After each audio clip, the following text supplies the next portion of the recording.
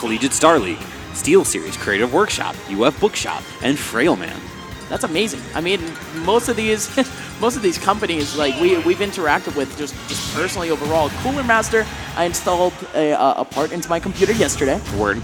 Cooler, but literally a cooler. Matcherino, you donate. Ladies and gentlemen, if you want to help out with the pool, go to Matcherino. Hey, whatever. We'll talk about sponsors later. We're swinging right now. Woo! Loser semis. Finally, we're back in it. Off to a hot start, of course. We're going to see both these players going on for each other. Oh, we see the sticky already. Oh, he's sending damage too. Tons of damage right now. 32-75. Such a quick start right now for Vinny. You got people in the crowd betting on their players right now, seeing who's going to be their boy to make it. Okay.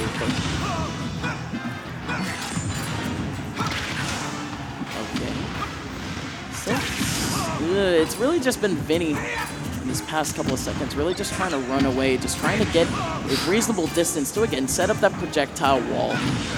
Goblin at a super high percent though. Now Vinny can go for these kind of, grenade setups. Nice. Just a back air right in the middle of the stage. Still not going to kill though at 140.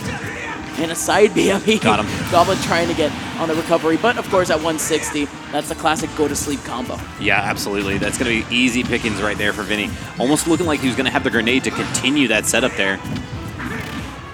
Oh, just the up smash, and it's not going to work out in his favor. And VinnyG trying to get the hard read on the roll. Beautiful placements on both of those aerials from Goblin to be able to avoid that grenade the entire time. That's something you have to be so careful about playing against Snake, is that if you hit that grenade at any time, you're going to take so much damage for that. VinnyG landing in with fair, but finally Goblin landing in with down air. Down air from center, enough to do it there. Nice pad so far from VinnyG. He can just kind of stand back. It's kind of incredible, really, because he's able to pull that, flip that switch so quickly, whether he needs to be that aggressive aerial-based Snake or more of the projectile. He's able to pick up so many different styles. I didn't even think of that. I mean, VinnyG, whenever he's super aggressive. Wow! One of the most impressive players out there. I mean, he dominates neutral like a champ, but like you said, when he needs to be calm, he'll just stand back and just wait for you to approach. It's kind of amazing, right? There's so many different styles of Snake. That jab lock was so sick. He kind of has a good combination of all of them. Oh no, but here comes Goblin. Full comeback on that one. Keeping it even near the end and getting the fair to finish it off. Ooh, wow, VinnyG just gets up and immediately up tilts him. Yeah, man, you tech through, you use the invincibility to tech through the nair there. VinnyG landing on the platform. Goblin still following him up in the air and still extending more damage, keeping him up. It's been a very dominant position for Goblin right now. Wow. He's trying to get back to that initial pace we saw in the start of this game. That's so intimidating. VinnyG just literally stops in his tracks and just waits for his opponent to move. How do you even do that at a place like this in bracket?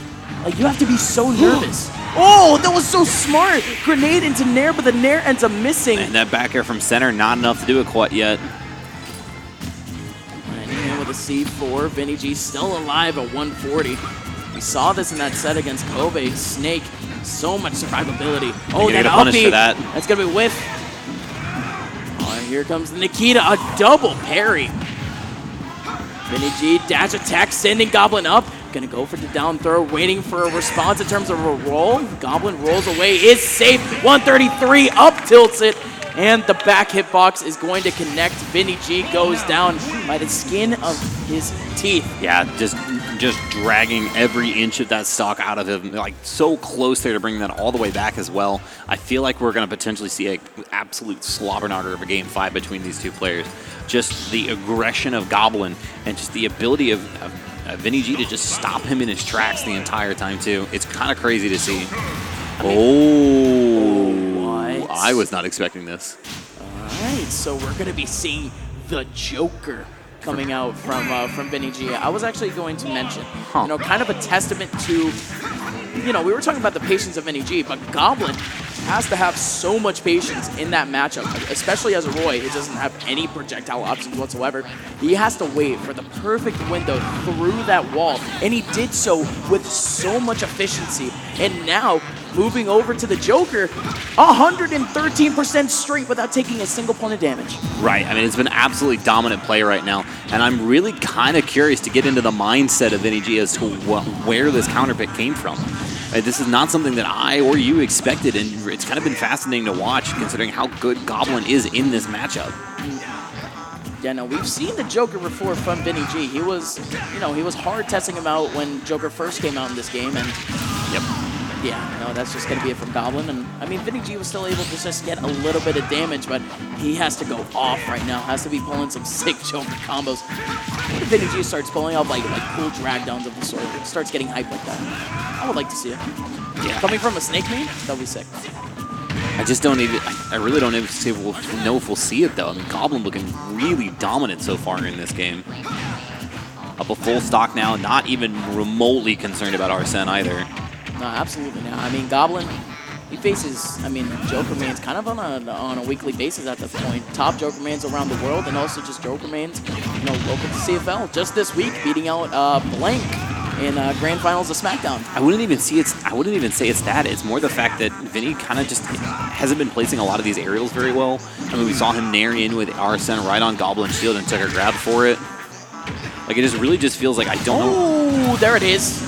You like to see it. A drag down combo ended up in a down smash for VinnyG. So still at least evening it up in terms of stocks, but for how long? Goblin has VinnyG against the ropes at 150, but Arsene is on the board. Let's see if VinnyG can actually pull out some serious damage with it. Starting off with a backer, actually following up with an Aegon. Yeah, and the up B enough is going to be the finish there from the grounded spot. But VinnyG at a huge deficit now. I feel like this character choice may actually end up costing him the set. I don't think the snake pick was a bad one. I think he probably should have stuck with it.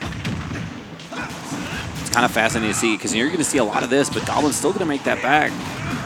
I mean, it would certainly be tough for Goblin. I mean, not Goblin. VinnyG to try to pull, you know, the reverse 3-0. But he has that pad at least. It's still 1-0.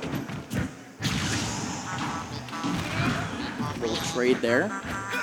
Goblin actually super close to dying at this point. Arsene about to go on board.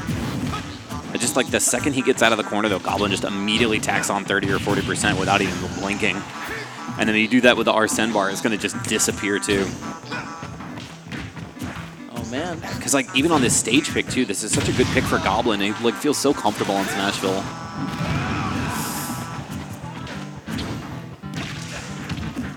Now tilt still following it up. Backer from center. Survivability on Roy, not exactly something that he's known for, but Goblin currently on 147 and almost getting the sweet spot on the last hit of side B, but doesn't get it right in the center stage. The fact that up smash miss was kind of fascinating. Oh, and here comes Vinny, covering ledge with guns. Oh, yep. He even tries to ledge trump too, but Goblin comes back immediately up tilt, but still not a kill. And an up air again, still not a kill. VinnyG still surviving. Oh, up B. What is the response? Just a simple just wait, yeah. I mean, because in that position, like wherever Goblin finishes, whether it's on the platform or on the stage, he should be able to finish it there. Oh wow, this is the comeback factor right here. Arsene again on the board. It's just the spacing just isn't there. It's just like it's not a familiar character as Snake is for him. So Goblin's able to do things like that. Yes. Still surviving. Like it's 164 to 48 right now, and Goblin is just in the like full control. Yep. Yeah, up B again, DIing left, and still not going to be able to do it. That's very high percent to even try to get out of that, and VinnyG going to drop yet another game, this time with the Joker. So Goblin now one game away from making it into a run back with Zeke, actually. Yeah, it can be really difficult. This is going to be really hard to stop the momentum of Goblin here. He is fully determined to get that run back. Doesn't want to have his day, you know, really just be reminded of the fact that 3-0 happened in Winner's Side. Oh, yeah. Zeke kind of, I mean, honestly, just dominant the entire time. It was kind of weird. Here we go. Game 3 on the board. Oh, VinnyG actually going to Yoshi's. Are we going to see the snake back again? Maybe. Yeah, we're going to see the snake pick right away. It makes sense, you know, after you know, what was maybe like a test run in game 2. You've got to go back to what has brought you here. Now, Yoshi's is an interesting pick, though, because he did very well on PS2, and we saw him in his sets against Kobe doing well on Battlefield, so the triplats are something he's familiar with. Yeah. And to an extent, I mean, Goblin. I mean, I was about to say, I mean, he is a beast with these aerials.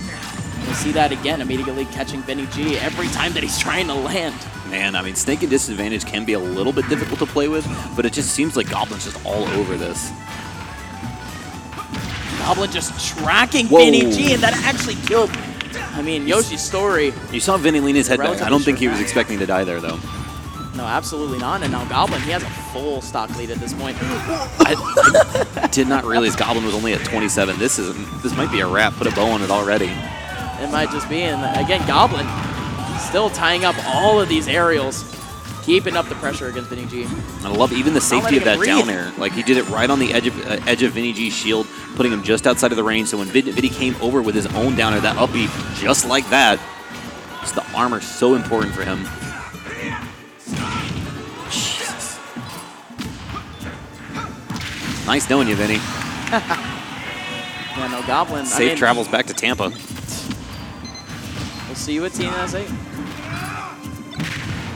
There you go. Dash attack again. VinnyG. Okay. Double parry again. Yeah, no, this is just super tough. I mean, Goblin is just covering every option here for VinnyG. Almost even just really not letting him play this video game. Yeah, I mean, it's one of the things, like, I feel like Battlefield probably got banned, and so Yoshi's are left open. Yeah. And these platforms are still good for sorties, even while being good for Snake, but how small that bottom stage is so good for Roy. Covering that ground so quickly. Ooh. Wow, weak hit of up air, another weak hit of up air. I mean, Goblin just playing with his food right now. A denied 3 stock, VinnyG smiles it off. JV still happened. Yeah, absolutely right. Down tilt covering. Oh, hey, there you go. Shout out to Cypher. And the up air going to confirm it. Goblin winning it out 3-0. Congratulations to VinnyG. Just dominant fashion. Himself. After what was a nail-biter game 5 in its previous set, VinnyG just ran out of fuel there.